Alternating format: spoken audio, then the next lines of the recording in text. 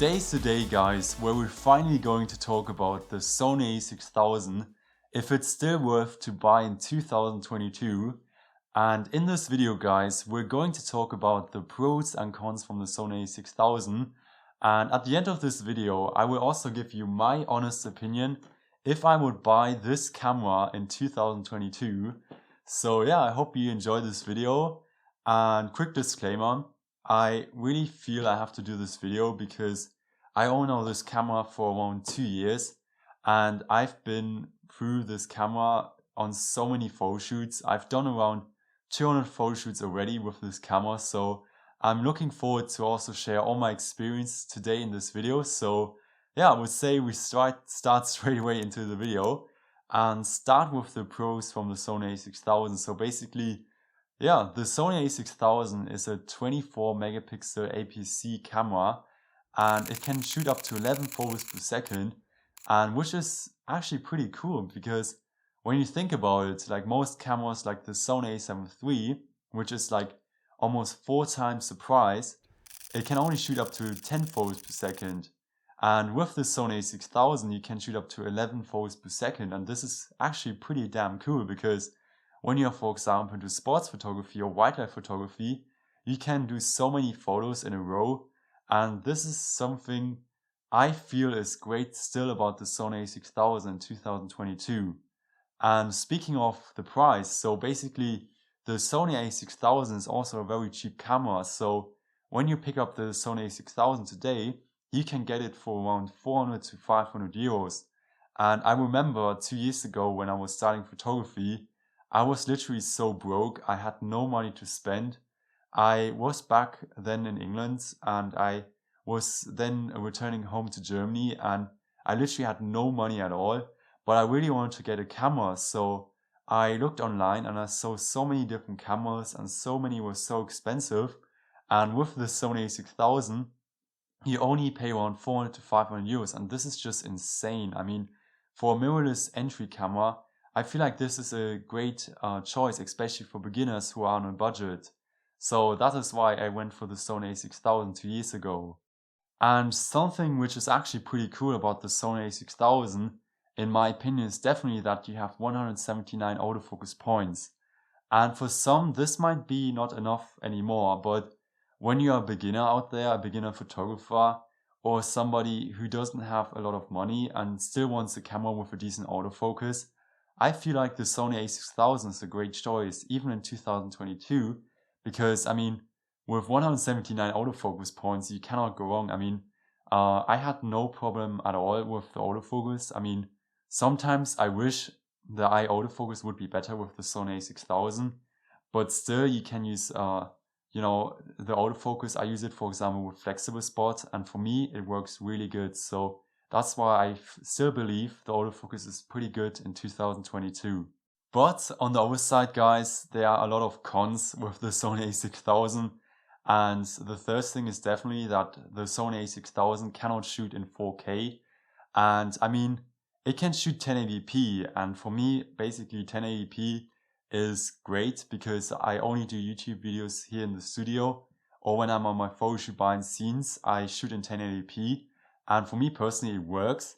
But if you're a filmmaker out there or somebody who does a lot of client projects, and some clients today want you to shoot in 4K, and with the SONY a6000, that's not possible. So you really have to think hard if you want to go for the SONY a6000 if you're a filmmaker, because there's the a6100, for example, which can shoot 4K, and with the SONY a6000 you cannot shoot it in 4K. So it's very important to know this before you buy the SONY a6000.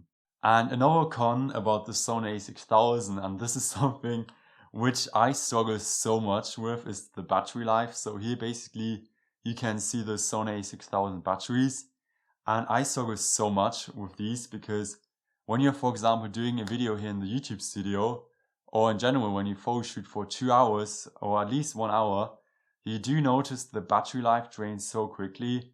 And for me this is such a big struggle because I'm also suffering with the overheating from the SONY a6000, and I just wish it would be a bit better. I mean, there are so many other cameras in the same price range which have better which has better battery life. So I just wish this would be better with the a6000. And another con is that when you're, for example, vlogging, or if you try to, record yourself with the camera, the internal audio isn't as great with the SONY a6000. And also there's no flip-up screen and no audio jack. So if you're a vlogger out there, it's pretty hard to do good content with the a6000 because there's no audio jack which you can use, for example, for your Rode mic to vlog. And this is for me something, which is kind of difficult, because if you want to do video outside, you have to use an external recorder. But for me personally, if I would take my external recorder with me outside, it will blow away to the ground, it will break, or you're not as flexible. So this is something I dislike about the a6000. And another thing which I struggle a lot with the a6000 is definitely that there's no in-body stabilization.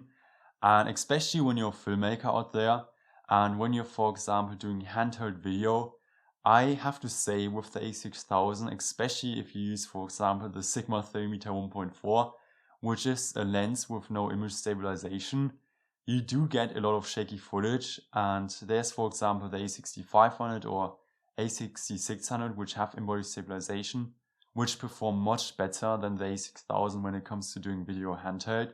So this is something you also have to know before buying the SONY a6000 in 2022.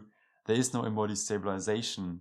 So is the SONY a6000 now still worth in 2022?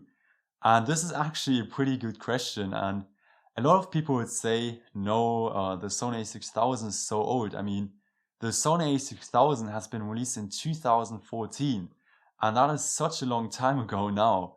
But I honestly still believe the a6000 is still a great camera, especially if you are a beginner photographer who is starting into just photography, because you get a 24 megapixel with 179 autofocus points. You can shoot up to 11 photos per second. You also enter mirrorless, which is also a great thing because most cameras nowadays are mirrorless anyway. Another great feature is also that it's a light and compact camera. And a lot of cameras out there are so heavy, so if you're just, for example, traveling, this camera is pretty good in my opinion because it's so small. I mean, like I said before, you can put it into your bag and go traveling. And also the lenses for the APS-C lineup are very small, so you're definitely good to go with the SONY a6000. But as I said before, if you are thinking about becoming a filmmaker or a photographer who wants this little extra, I mean, if you're a filmmaker or a photographer who also wants to shoot 4K or who also wants in-body stabilization, then I would definitely go for at least the a6500 or a6600. But it's really up to you, but you definitely have to know the a6000 is a great camera for photography. And for video, you have to be fine with the 1080p. I'm personally fine with the 1080p. I like shooting with this camera in full HD. It works for me. But some of us have more expectations, so it's really up to you guys. And I hope I helped you with this opinion. And at the end of the day, I still believe it's worth in 2022. And I hope you enjoyed this video, guys. And if you want to see more content from the SONY a6000, you can definitely also check out Michelle's Photoshoot behind the scenes on the top left. And guys, thank you so much again for watching. Take care and see you next time. Bye.